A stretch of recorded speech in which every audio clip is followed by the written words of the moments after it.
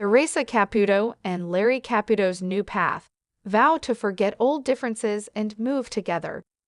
Long Island Medium's popular star Theresa Caputo and her ex-husband Larry Caputo have finally decided to put aside all their differences and start a new chapter.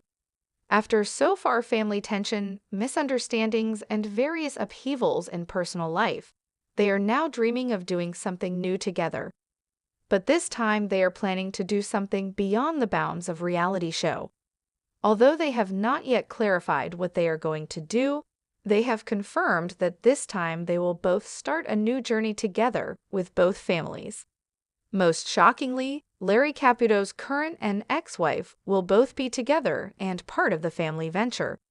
The two families have decided to live together under one roof, which may come as a surprise to many. But this is not just a family reunion, but a new beginning.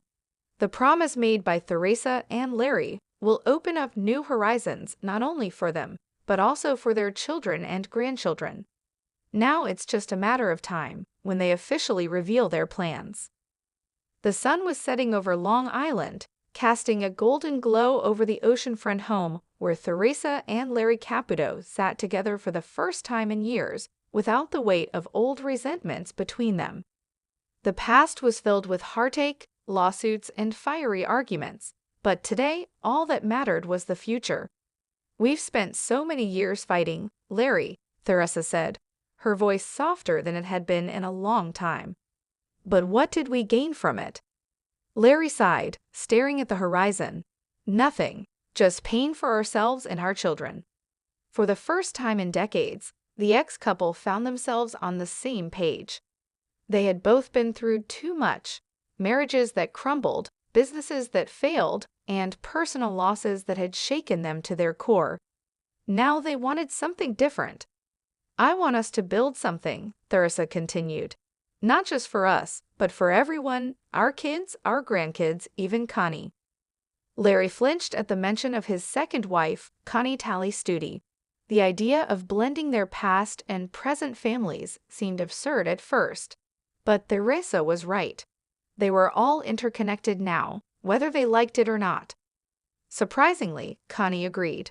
"I don't want to be another reason for division," she said when Larry nervously brought up the idea. "If we can work together, maybe we can create something bigger than our differences." And so, against all odds, the Caputo family decided to start over, not just as individuals, but as a unit. They pooled their resources and bought a massive estate where they could live and work together. Their new project? A wellness retreat center that combined spiritual healing, family bonding, and a fresh perspective on life. When the news broke, the world was stunned. Theresa Caputo, the Long Island medium, and her ex-husband, now business partners, living under the same roof as his second wife. People speculated that it was a recipe for disaster. But those closest to them knew this wasn't about the past anymore. As their children and grandchildren gathered for the first family dinner in years, laughter replaced the silence that had once dominated their lives. There was still healing to be done, but for the first time, they weren't doing it alone. However, Mark Stevens had spent the last 20 years of his life carrying an unbearable weight: the loss of his parents in a tragic plane crash when he was just 10 years old. The memories were faint, but the pain was still fresh. There were so many things left unsaid, so many questions that had haunted him for decades. Desperate for closure, Mark turned to Long Island medium Theresa Caputo. Though skeptical at first, he couldn't ignore the stories of people finding peace through her gift. He scheduled a private session, his heart pounding as he sat across from her. As soon as Theresa closed her eyes, a shiver ran down her spine. "Mark," she whispered, "there's a couple stepping forward. They're telling me they passed suddenly, in an accident." "Your parents?" Mark gasped, gripping the arms of his chair. "Yes, they died in a plane crash." Theresa nodded. "Your mom is showing me a locket, a heart-shaped one. Do you have it?" Tears welled in Mark's eyes. His mother had given him a small heart-shaped locket the day before she left on that fatal trip. He had kept it all these years, Yes, he choked out. I still have it. A warm smile spread across Theresa's face. She wants you to know she sees you wearing it. She says it's her way of staying close to you. Mark covered his mouth, overwhelmed. I always wondered if they knew how much I miss them. Theresa's expression softened. Oh, honey, they know. Your dad is showing me a baseball glove. Did you two play baseball together? Mark let out a small laugh, wiping his tears. Yeah, every weekend. He was teaching me to pitch before the accident. Theresa's voice grew gentle. He wants you to know he never missed a single game you played after that. He was there, cheering for you. They both were. Mark felt a rush of warmth, as if his parents were right there in the room. The grief he had carried for years suddenly felt lighter. They love you, Theresa continued, and they want you to stop feeling guilty for moving forward. You've made them so proud, Mark. For the first time in 2 decades, Mark felt a sense of peace. His parents were still with him, watching, loving, and guiding him. As he left Theresa's office, he clutched the locket around his neck, whispering, "Thank you, Mom and Dad." And for the first time in years, he truly felt their presence. However, it was a typical night at Jimmy Kimmel Live, full of laughter, celebrity guests, and unexpected surprises. But tonight was going to be different. Tonight, Jimmy Kimmel and his sidekick, Guillermo, were getting a reading from the one and only Long Island medium, Theresa Caputo. As Theresa walked onto the stage, the audience erupted in. Dressed in her signature high heels and sporting her famous blonde hair, she exuded confidence. Jimmy welcomed her with a grin. "Theresa, thanks for being here," he said. "We're both very excited and a little scared." Guillermo, sitting beside him, clutched his lucky tequila bottle. "Theresa, if you see any ghosts, tell him to be nice, okay?" Theresa chuckled. "I don't control who comes through. Spirit decides who needs to deliver a message." She took a deep breath, closed her eyes, and suddenly gasped. "Oh my God, Jimmy, did your grandmother pass away?" Jimmy's eyes widened. "Yes, Nana Rose." Theresa nodded. "She's here, and she's got something to say. She's showing me a rolling pin. Did she love to bake?" Jimmy laughed. "She made the best cookies. She'd chase me out of the kitchen with that rolling pin if I tried to sneak some dough." Theresa smiled. "She wants you to know she's still watching over you. And she says, stop burning the toast, Jimmy." The audience roared with laughter as Jimmy covered his face. "That's freaky. I do burn toast all the time." Theresa then turned to Guillermo. She squinted as if focusing on something. "Guillermo, there's an older man coming through. Did you have an uncle who passed?" Guillermo's jaw dropped. "Yes, my Tio Ricardo." Theresa nodded. "He's laughing and saying you owe him money." Guillermo's eyes widened. "That's true. He lent me $20 for tacos, and I never paid him back." Theresa grinned.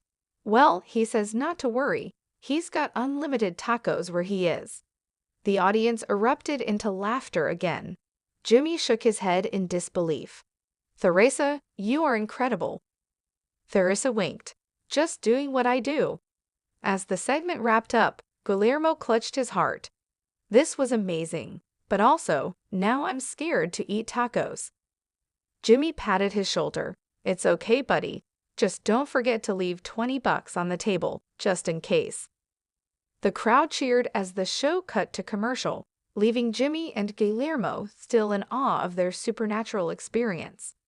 However, Theresa Caputo sat in her reading room, the dim candlelight casting shadows on the walls. She had performed countless readings over the years, connecting the living with their departed loved ones, but something about tonight felt different. The air was thick with an unexplainable energy. A young woman named Emily entered the room, her eyes filled with silent grief. She clutched a silver locket in her trembling hands. "I lost my brother Daniel 2 years ago," she whispered. "I need to know if he's okay." Theresa nodded, closing her eyes. She focused her energy, allowing the spirit world to speak through her. Suddenly, a presence made itself known, a strong yet familiar force. "Emily," Theresa said, her voice gentle but certain, "your brother is here." Emily gasped, tears welling up in her eyes. "He says, you've been blaming yourself," Theresa continued. "He wants you to stop." Emily let out a shaky breath. "I should have been there that night. I should have stopped him from driving." Her voice broke. Theresa tilted her head, listening to the unseen voice. "Daniel says it wasn't your fault. He made his own choices, and he doesn't want you to carry this guilt anymore." Emily sobbed, gripping the locket tighter. "I just miss him so much." Theresa's eyes softened. "He knows. And he says he's with you every day. That song you keep hearing? The one that plays at the most unexpected times? That's him." Emily covered her mouth. "His favorite song. It plays on the radio even when I don't touch it." Theresa smiled. "That's his way of telling you he's still around, still loving you." For the first time in years, Emily felt a sense of peace. The weight of guilt she carried began to lift, replaced by warmth and love. As she left Theresa's home, the night felt different, lighter. And as she turned on her car, the radio played Daniel's favorite song. She smiled through her tears. "Thank you, Danny." And somewhere beyond, a loving brother smiled back. However, Theresa Caputo sat in her dimly lit reading room, candles flickering around her as she prepared for another session. The room had always been her sanctuary, a place where spirits spoke, and she helped others find peace. But tonight, as she placed her hands on the table, she felt a different kind of energy, her own unresolved anger. For years, Theresa had helped people connect with their loved ones on the other side, offering comfort and closure. Yet, she had never allowed herself the same healing. The bitterness toward her ex-husband, Larry, still lingered. The betrayal, the misunderstandings, the years of resentment, it all clung to her like an unwanted shadow. As she closed her eyes, a familiar presence filled the room. It wasn't just any spirit, it was her late father. His voice, warm and steady, echoed in her mind. "Theresa, you guide others toward healing, but when will you allow yourself the same gift?" Tears welled in her eyes. She had ignored this truth for too long. She had let anger define her, keeping her heart closed. The next morning, Theresa made a decision. She called Larry. The phone rang, and for the first time in a long while, she didn't feel rage tightening her chest. When he answered, she simply said, "Larry, I don't want to carry this anger anymore." There was silence on the other end, then a deep sigh. "I don't either," he admitted. That conversation didn't erase the past, but it was a step forward, a step toward letting go, toward peace. That night, as Theresa sat in her reading room again, the energy felt different. Lighter, freer, and for the first time in years, she knew she was finally ready to move on. Hello, lovely viewers. Welcome to my channel. I am Mina. Hope your day is so well. If you like the video, don't forget to subscribe the channel.